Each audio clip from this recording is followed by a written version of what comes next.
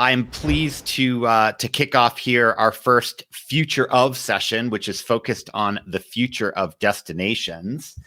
So please join me in welcoming Doug Lansky, travel journalist, author, advisor, keynote speaker, douglansky.com. Doug, looks like you're dialing in from a tropical destination today. Yeah, I'm in Fuerteventura at a triathlon camp. And how's the weather there? Looks quite nice. I don't want to tell you too much. It's it's nice. I'm supporting the tourism economy. And Doug, we're also seeing some of your camera stats. So I don't know if you can click those off or not. But we're seeing your kind of volume and stuff. So the only thing I can do is switch cameras, and that will take you to this one, which won't have that. That's better? Perfect. Yeah, much better. So so you're in a nice destination. So the conversation today is focused around destinations. So let's get right to the point. Destinations are still talking about total visitor numbers as well as room nights. So are those the right metrics as we think about where destinations need to go into the future? Shouldn't we rethink what metrics destinations are reporting on? Absolutely. I mean, let's just look at it this way. If you're a destination, you have to choose between, let's see if you can see me a little better here. Can you see me okay? Yeah, you look fine. All right. If you have to choose between, let's say, I'm going to keep the math really simple, 1 million visitors spending $1 million, or if you could have 900,000 visitors spending $2 million. I mean, wouldn't every destination go for the more money, slightly fewer visitors and more money? And if that's the case, then visitors isn't really the right metric. Revenue is a better metric, or profit even. And in addition to that, we need to look at other things. So let's say you're like a coastal destination and people are coming and loving snorkeling, but they're all breaking off a piece of the coral and bringing it home as a souvenir, which is not going to bode well for the future. So if you're not a good steward of the environment, of those key assets that people are coming to see, that needs to be part of the equation as well. And also, if your kids, let's say you're making everything great for the tourists, but the locals have it kind of rough. There's no great place for them to hang out, and they feel it's all about the tourists and not about the locals. And those kids want to move away as soon as they become of age. And it's hard to keep quality talent in the destination. And that makes it rough for the hotels, the restaurants, and all the other stakeholders who are trying to get great employees and attract them. So if it doesn't work for the locals, it doesn't really work for the visitors. It all hangs together, and none of these metrics are things that we're looking at. So as destinations start to consider what they can do, you've done a lot of work around creating kind of VIP experiences and kind of using that as a demand driver and as a marketing tactic. So can you speak a little bit to how these kind of VIP experiences can actually help destinations, whether we're talking about attractions and activities or even hoteliers? How can that actually help them increase their rates and the experiences they're providing? Right. Well, I mean, the quality of the destination is very much tied to the hotel rate. I mean, there's a reason that the same sort of like a Best Western that's in Manhattan is at a different rate than the one that's in Topeka, Kansas. It's what is outside the hotel that drives the price in the hotel in many cases. And so what they can do to lift up the destination is only going to improve things for the destination. Now, one of the areas where this is really critical are experiences and attractions. So let's say, for example, that you're talking about someone from the US or Canada who's going to Paris, and the main thing on their mind is to see the Eiffel Tower. Well, that $20 they spent going up to the second floor and walking up is going to be like 0.01% of the total spending for their trip when we talk about food, airfare, and hotel. And if that's the main reason they're going, why not have, and this applies to every attraction, why not have other VIP experiences? Look to Disney. Disney has magic hours in the morning where there's fewer people. They could have magic hours in the evening. A museum can have a candlelight tour at night that's privately guided with champagne. There's all sorts of possibilities, especially on the experience side, to really up that.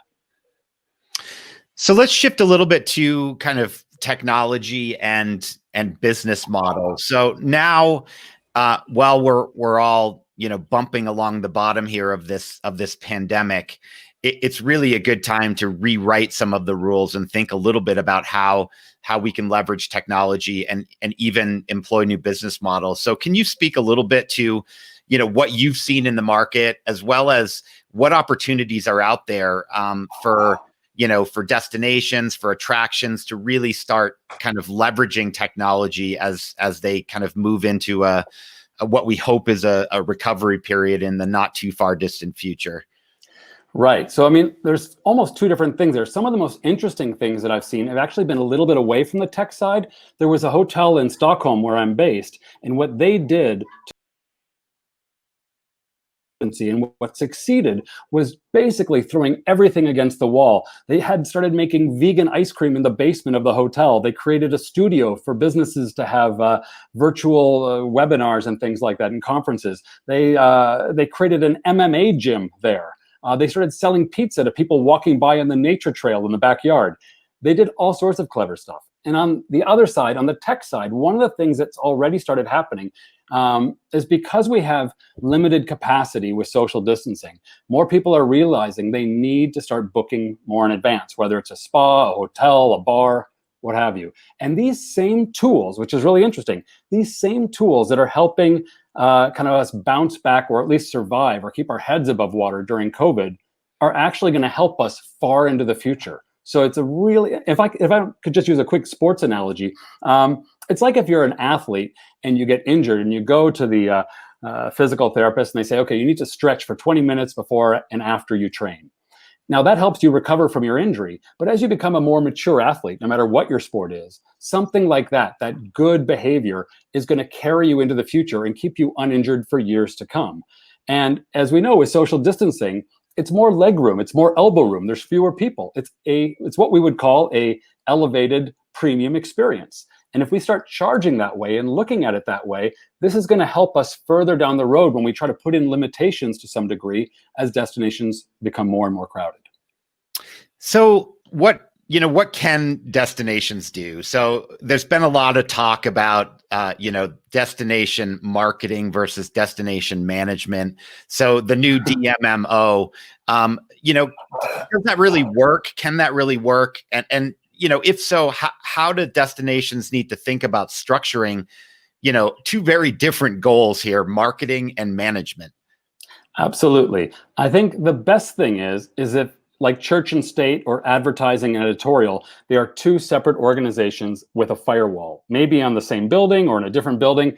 But it's hard if the person who's making money or bonuses from bringing in more people, if that's the current metric, to also be limiting the people to some degree in the management role. They can't sort of both, prepare and prevent war at the same time. There needs to be this firewall and also you need a new skill set to do management.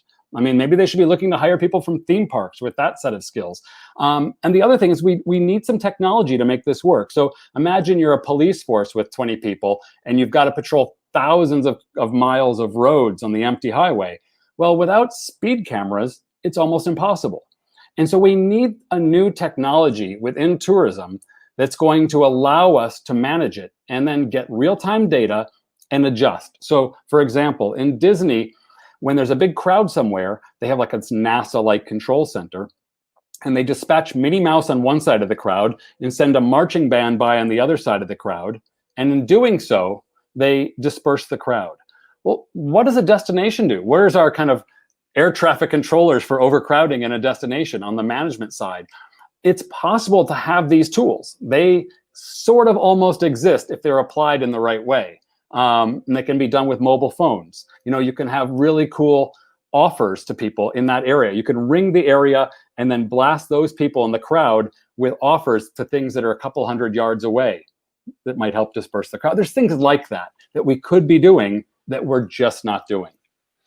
So what sort of factor does political power and influence play here? So all these things are well and good, but doesn't there need to be some pressure that's put on the politicians that can really impact some of this? Because at the end of the day, they're ultimately controlling a lot of the cards here. Right. And so, I mean, if it's one thing, if the DMO goes up to the politician and asks for more money for their budget for next year, that's something that happens pretty often. But it's hard for them to go up to their politician that they have contact with and say, I need not just more money for my own marketing side, but I need you to create and fund an entirely separate management organization that's going to push against me. I mean, that's a tough one. It needs to kind of come somewhere from up above, land on that politician's desk, and have them create this. That's where we're at. And that's kind of the impasse that we've got. Yep. I feel it. So just a couple of minutes left.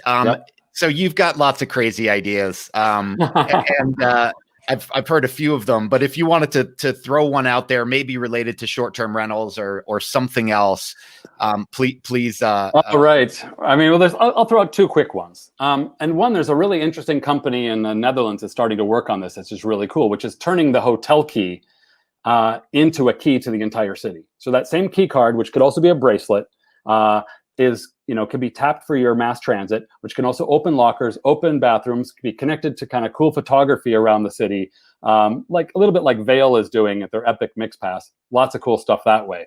That's an exciting thing in the future. And that's also something that can help with the management side of tourism.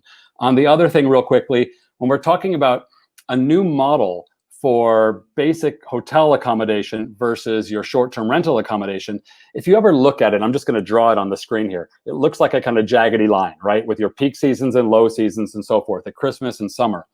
If you just had it a flat bar, that's what the hotels are great at, right? If we just kind of isolated the bottom, that lowest common denominator, that's what the hotels are great at. It's like 100% occupancy all year round.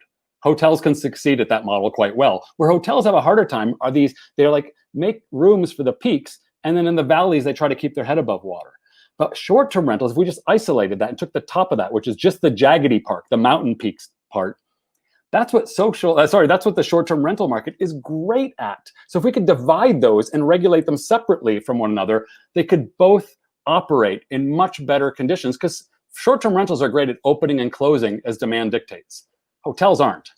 So there's a better business model. If they're willing to both be regulated, I think they'd both make more money if they survive with that. Doug, thanks a ton for your words of wisdom. We could talk for hours on this subject. I really appreciate your insight. Looking forward to seeing you in the think tank in a little bit. So yep. Thanks a lot. Take care. Cheers.